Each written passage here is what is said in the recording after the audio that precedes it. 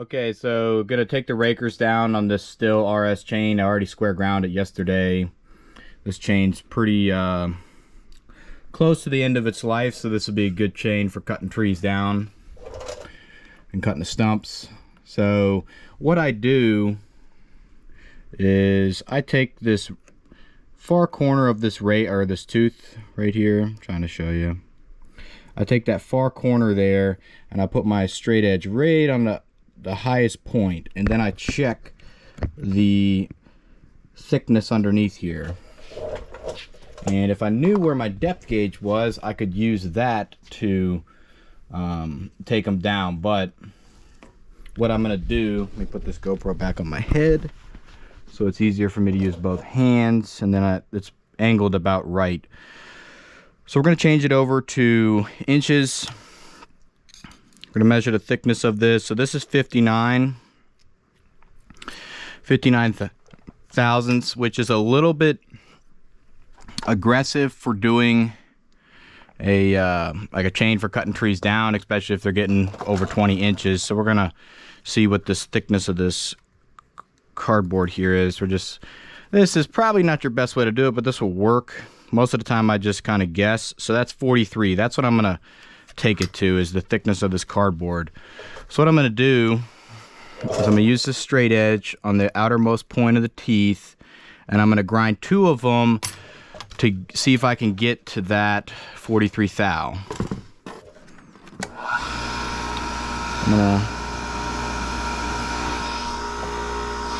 We'll see. Well, that might be too much. Let's try this other one on the same side. Okay. Now, we'll take our straight edge and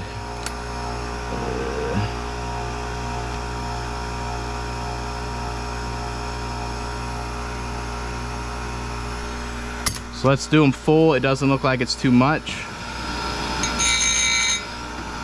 You're going to kind of press down till your stop right here so you get them all the same.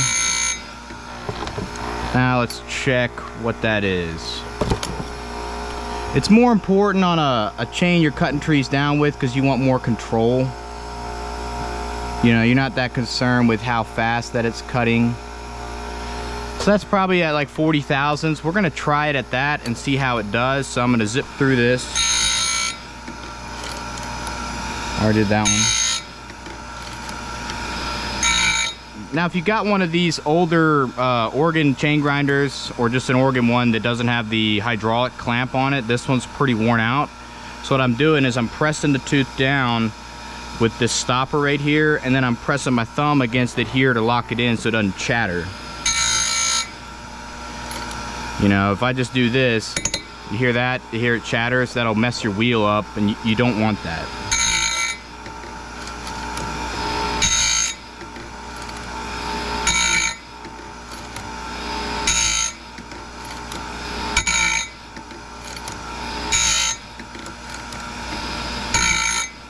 Done this a couple times, as you can see.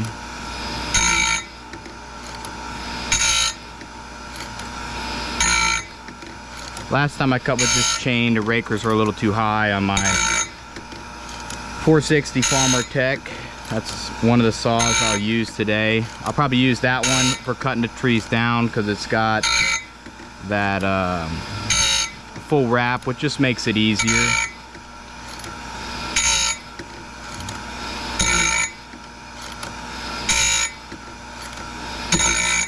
Nope, caught myself there.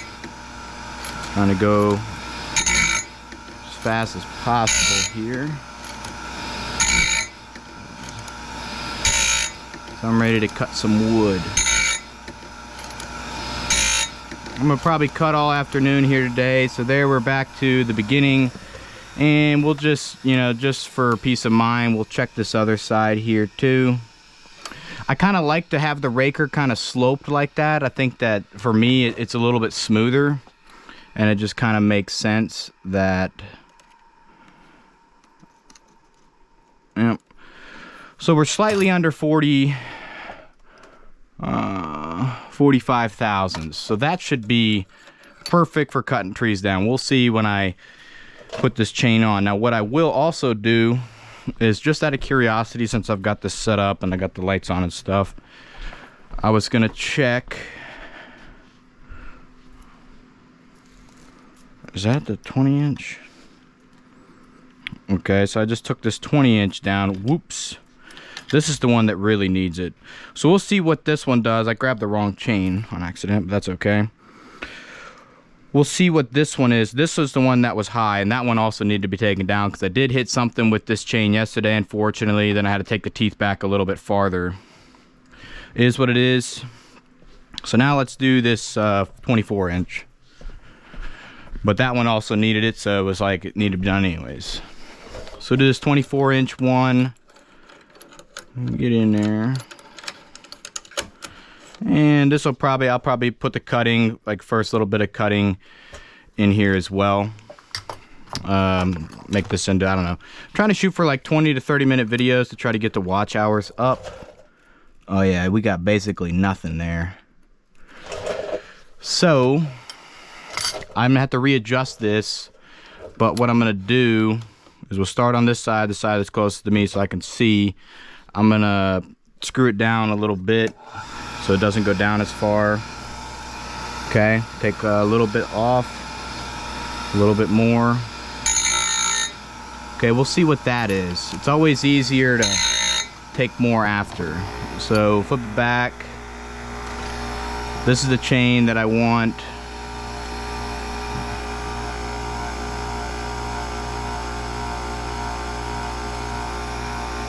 Be a little less aggressive, so we'll run that setting right there. That's 45 thousandths.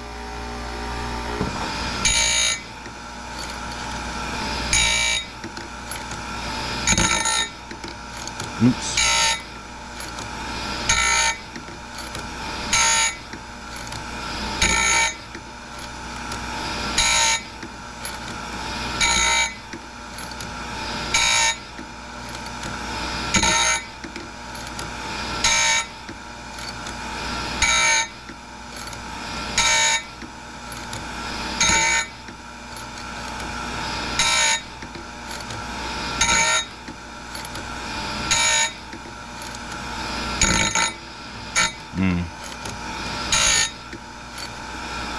The teeth that are closest to me are the ones that chatter more, so you got to put a little more pressure on the ones that are closest to me.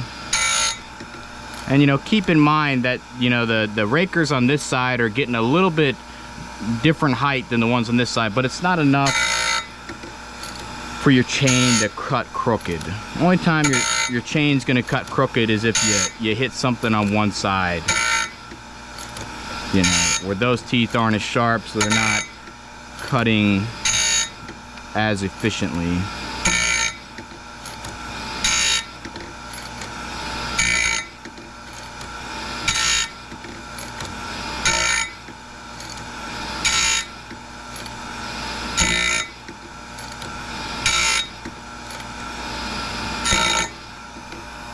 And I think we're back to the beginning here. So we'll shut this off, we'll check it one more time just to be sure. And this is, you know, a free method. I'm trying to buy another chainsaw sometime soon, a 461.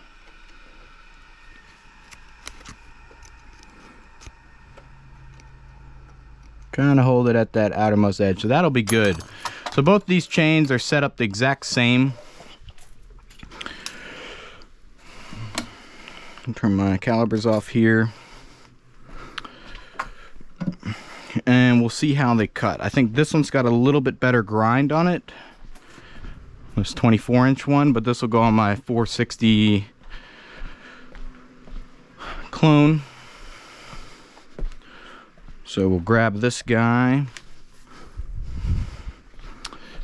I mean, I'm a big fan of these 70 cc's for the size of wood that I cut. You know, most of the time sub 20 inches, this is kind of your best power to weight ratio as far as how fast that it cuts. And I'll put these two bars right here.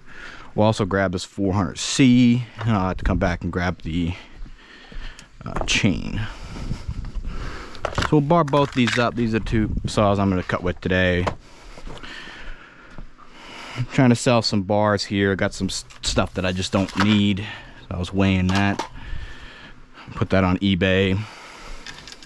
So if you're looking for, I got a 20-inch steel bar, not the lightweight. I switched it out for a lightweight for my 400C. I got a 20-inch standard sprocket nose that I'll put on eBay this week. And then a 28-inch standard non-lightweight. And then I got this Makita bar and chain, 20-inch. And then I've got a Husqvarna up there. Hopefully you can see up there. The Husqvarna 20-inch that I just don't need. I liked the bars that I got, so don't need those. So we'll get this 460 barred up. I need to get my 440 hybrid put back together.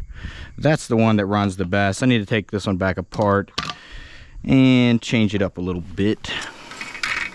I already cleaned these out yesterday, so I'm gonna just throw that on there. I'm gonna turn the thing back because this is the exact same chain I was running on it.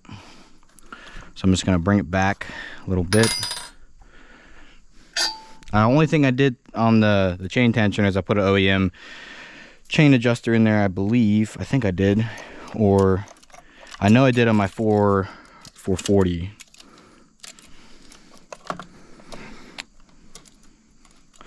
And I don't know if the 440 runs better because it's got that D chamber 046 cylinder. I mean, I used similar numbers, but when I go back in there to change this one, I'm just going to try something a little different. This is, you know, it's all kind of an experiment. It's a very delicate system. You know, all the stuff I learned in school, I can't really relate. I went to college for engineering, but I can't really, you know, put those numbers, you know, the durations, the port areas, you know, all that, and make any sense of why this works better than that, you know, so to speak. Not yet. Kind of know what works. I like a little longer blowdown. These are actually the dogs off of 500. That's why they're kind of offset. They fit on here, but they're, I guess the case is a little bit different. So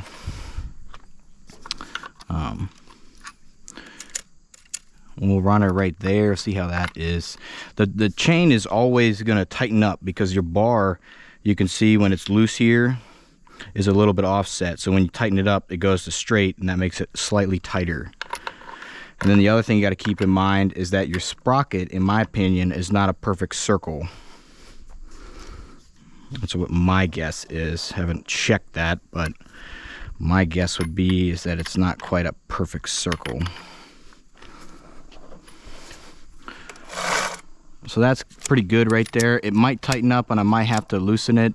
The other thing is I don't even like using my fingers here. I'd rather just use my wrench to tighten it. Only bad thing about this style saw is it's a little bit difficult to get in here to this nut.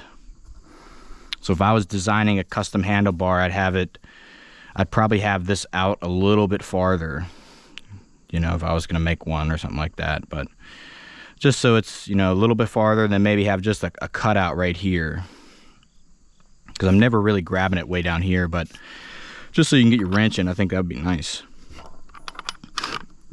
This one's got this bike wrap on it.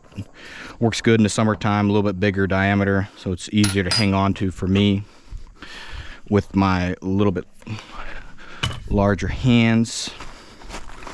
We'll put this cover on this one, and then we got to do this 400C, and then we'll be out in the woods cutting. This chain here I'm gonna probably soak back in the gas because I'm gonna go cut now, but later I might make a video how I clean up all this, you know, a little bit of rust and whatnot on this one. I just used a wire wheel. That'll be a cool little video, I guess. So you want to make sure your surface here is clean, your oil slot is clean. I think I had the bar right side up last time, so we're going to go upside down. You want to make sure this surface here is clean as well. Same procedure as the other one. I really like this saw here with this 20-inch light on it. It makes it super light. Probably not that big of a difference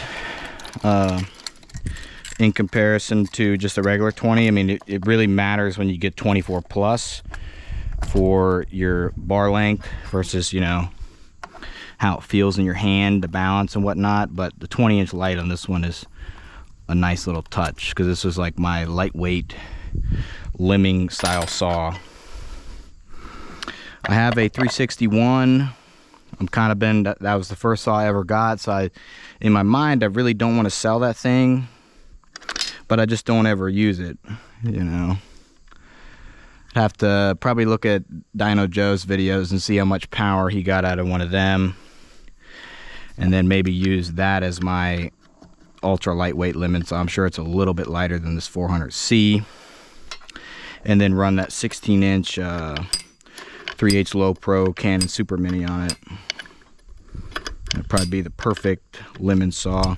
Would keep that one also as a case saw. I'm gonna make it a little bit looser and kind of do a little pull test.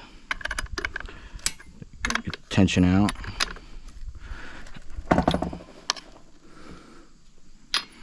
Some point I would like to get a ratcheting scrunch just for up here at the house. I feel like that'd make it a little bit faster, but not needed. Got half a cup of coffee up there I'm gonna drink before I get out there. Pop this in the case. I like having some saws that I can keep in a case, like this one. Maybe when I poured it I might put the full wrap on it, but then I lose the ability to put it in a case and carry it in my trailer. So that's kind of the only bad thing about having a full wrap. Everything else is a positive in my opinion. You definitely want to have a couple saws in your collection, maybe one or two bigger ones that are not a full wrap, like my 880, that you can run a half wrap on, so you can cut the stumps low to the ground. But other than that, like, the full wrap is better in my opinion. It's just easier.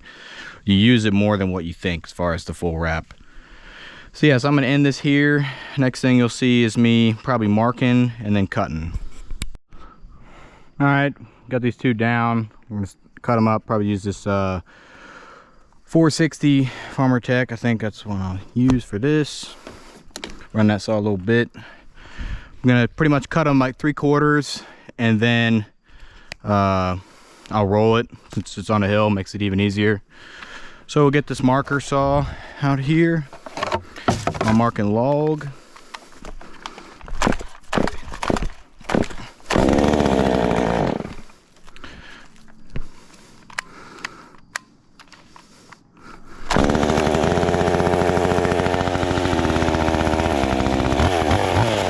I don't know how far up it stays rotten.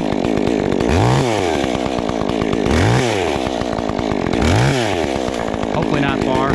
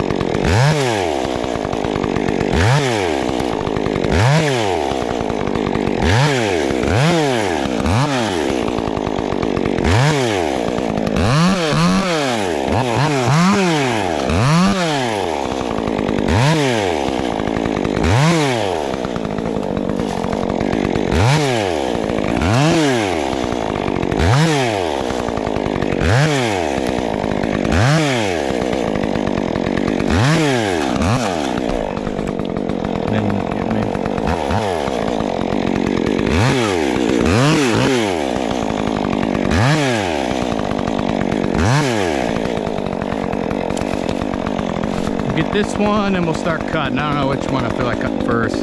Probably this one. The saw is.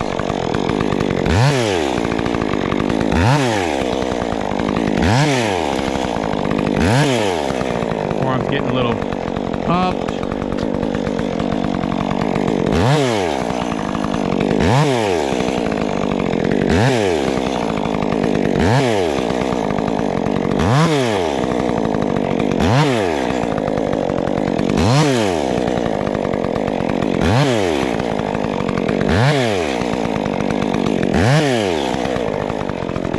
Really all you need is a little 2511 or whatever to do this.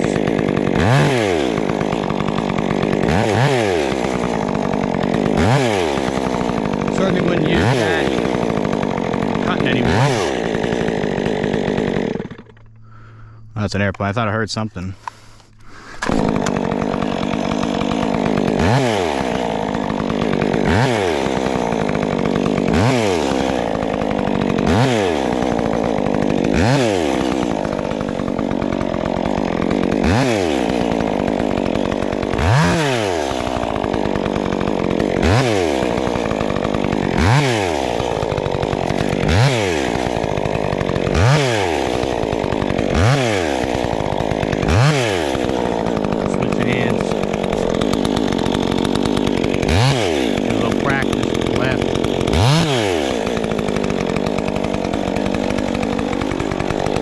Probably mark this one down.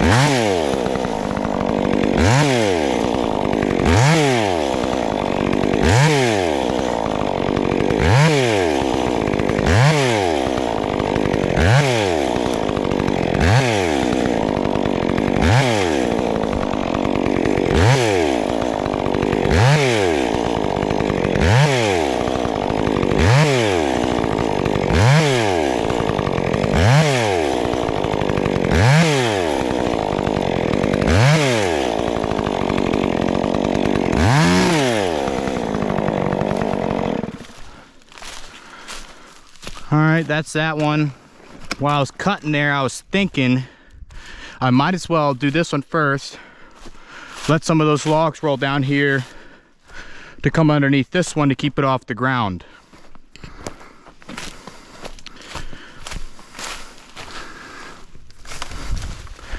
And I'll tell you what, that gets form pumped up running that little top handle.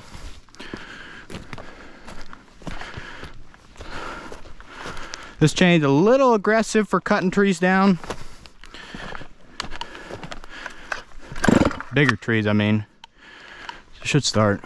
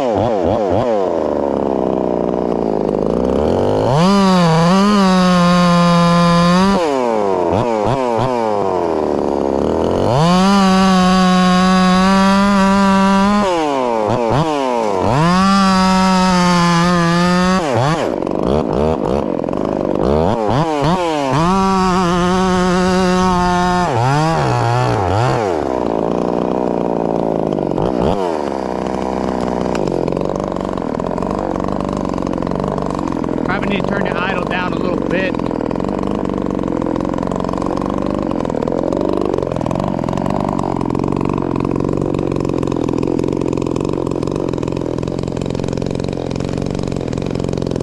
Perfect.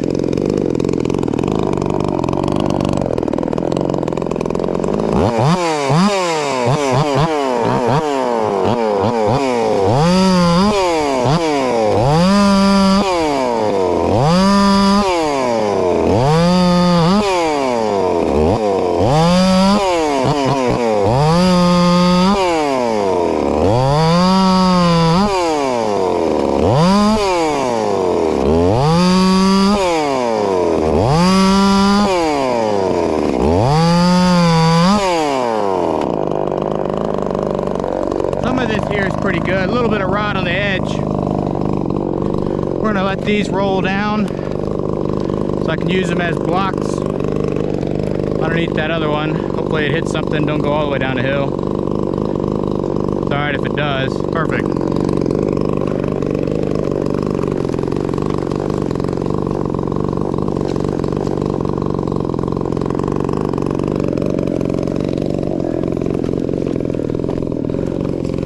Uh-oh.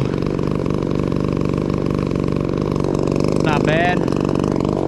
Probably did one more.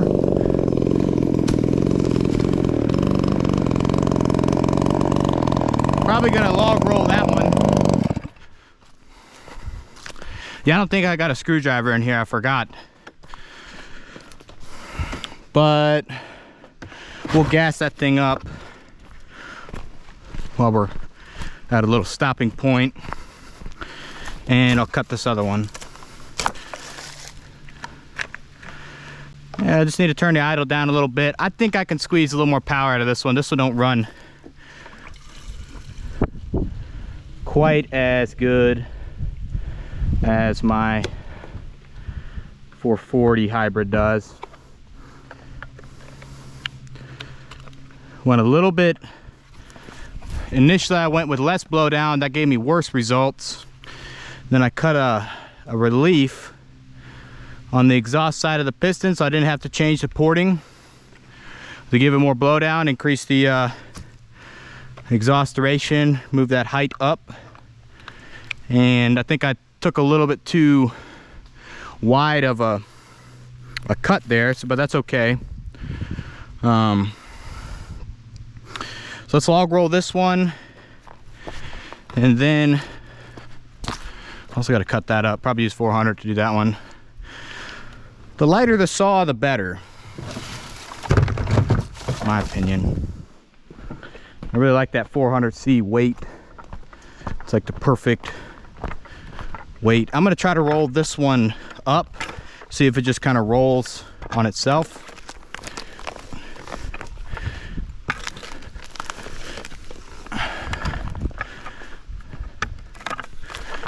I might not be able to do that.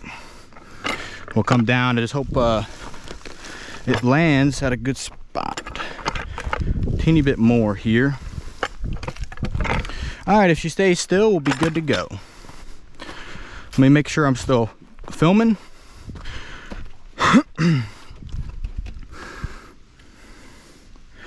We're going. I'm kind of low on card space, but I got another 32 gig card. The one in here is a 256. I ordered a, I think it was a 512. Those just keep getting cheaper, but I ordered a 512 card as my backup.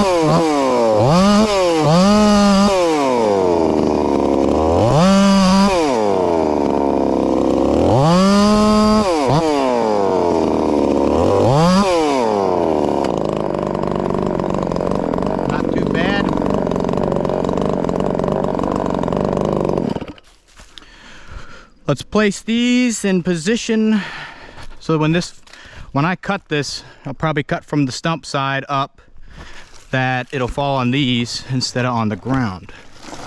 That way I can get full cuts. This takes a little longer in the beginning. I'm kind of staggering them because I don't know. I know it's not probably going to go too much because of the position here. So I'm just going to get all these. Since I got them all here, I'm just going to put them all down. There's nothing hurting putting a couple more down. I got a couple there. I think we'll probably be fine. Oh shoot. Trying to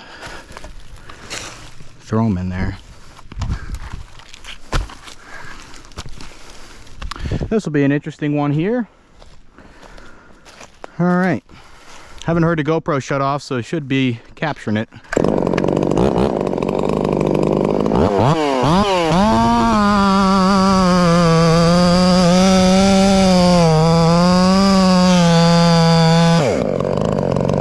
Let me make sure I'm not running out of battery. Oop, I got my earmuffs on, I forgot. Hang on a second. 17 minutes left. All right, we're good to go. Just wanted to be sure. 17 minutes of film left with this current setting. We're gonna break through on the second one. We'll do a slight uppercut, then the rest underneath.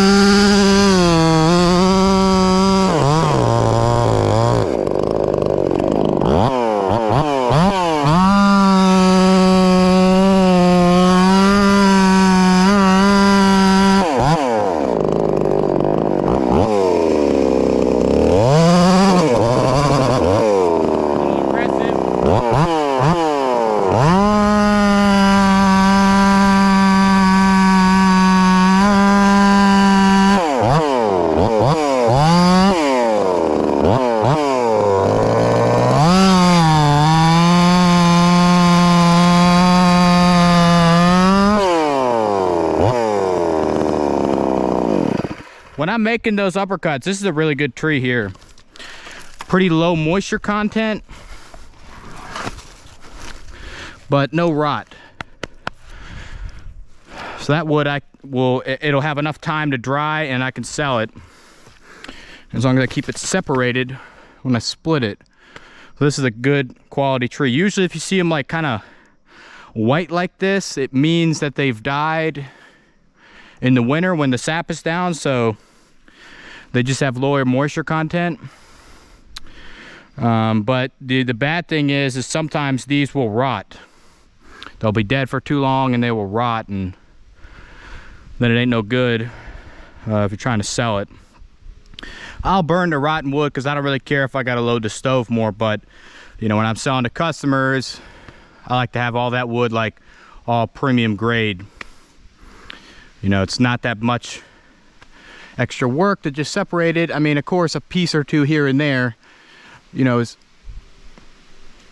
okay. Thought I heard something, but a piece or two here and there is no issue. But you know, you don't want to have like a third of the load be kind of the rotten stuff. They don't have a lot of BTU in it. So the other thing I was going to say why I stopped is you are when you're sharpening your chain, you're dialing in the rakers based off of how big the wood you're cutting, how much power your saw has, and what your cutting style is like. Those are kind of your three things that you got to keep into mind. And it's a trial and error kind of thing. Maybe you got a bigger saw, you can go on aggressive rakers, or you're cutting soft wood. You know, also the type of wood you're cutting matters too. So yeah, let's keep those things in mind. Let's get back to cutting.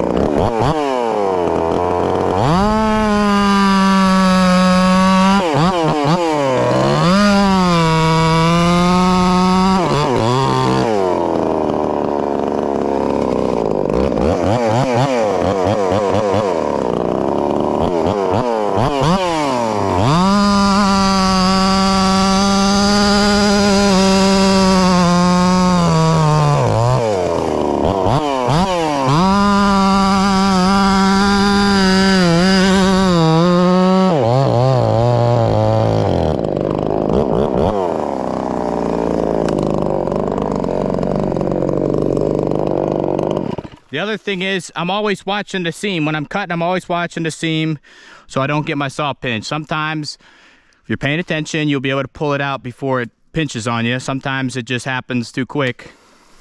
But you're always watching the seam when you're cutting.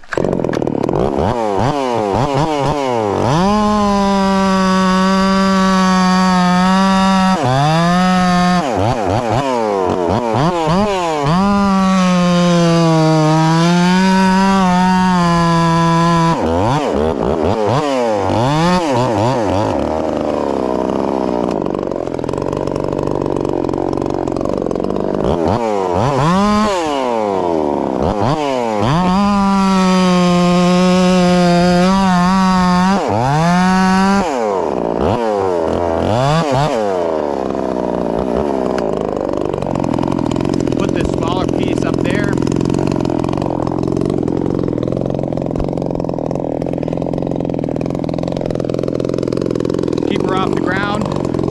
I think there should be enough weight up there. I'll probably put one more of these underneath it.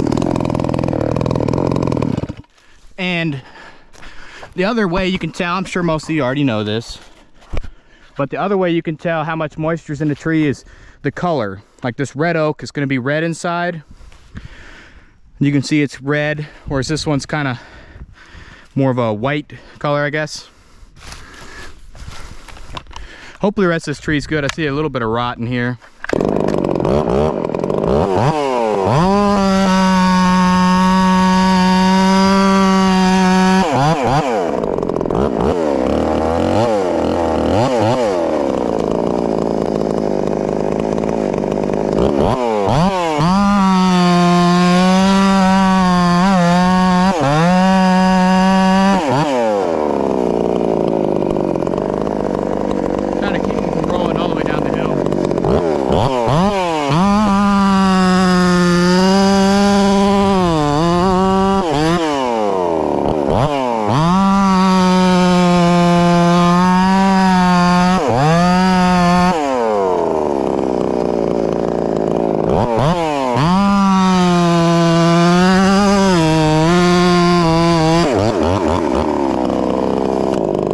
See, watching that seam, I knew that the other part of the tree was lifting this up because it didn't pinch on me, so I knew it was safe to keep going.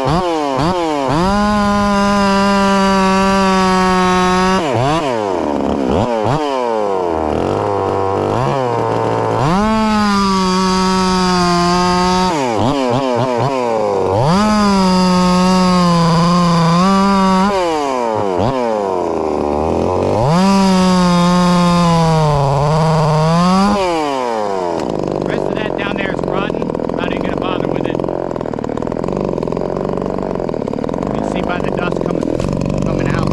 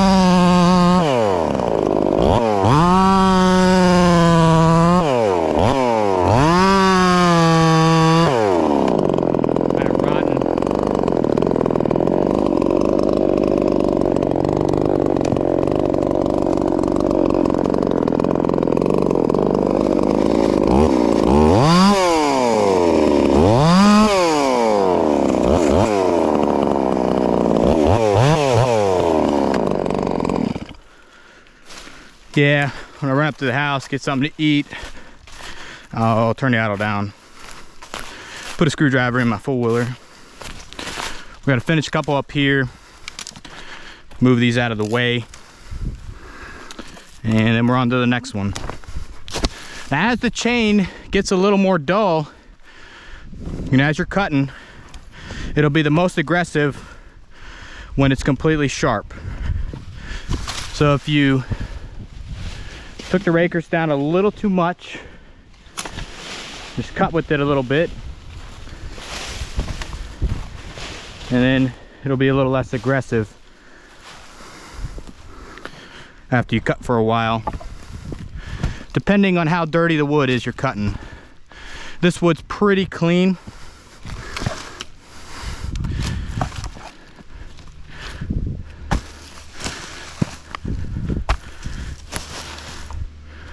Just trying to get her opened up.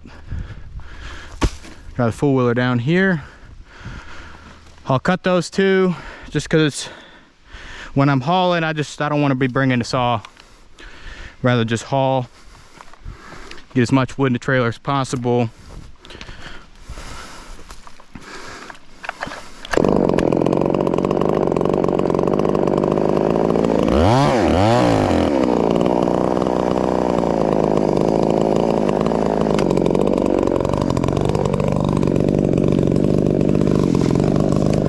Oh shit.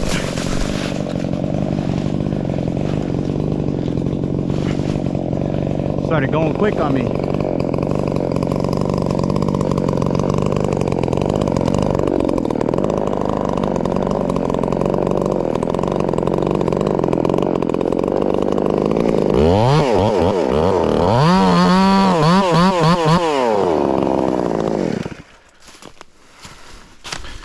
Trying to cut smaller trees right now. It's a little bit faster, splitting wise.